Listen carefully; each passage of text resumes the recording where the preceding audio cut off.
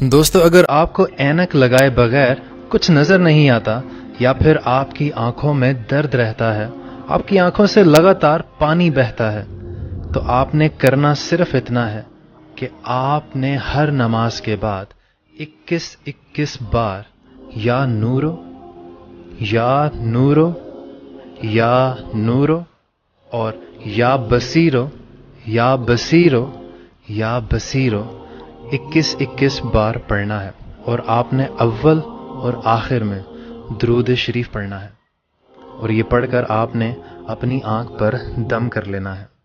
انشاءاللہ آپ کی آنکھوں میں بہتری یقینی ہے، کیونکہ اللہ کے ان دو ناموں میں بے حد برکت ہے، اور آپ کی نظر بہتر ہوتی چلی جائے گی۔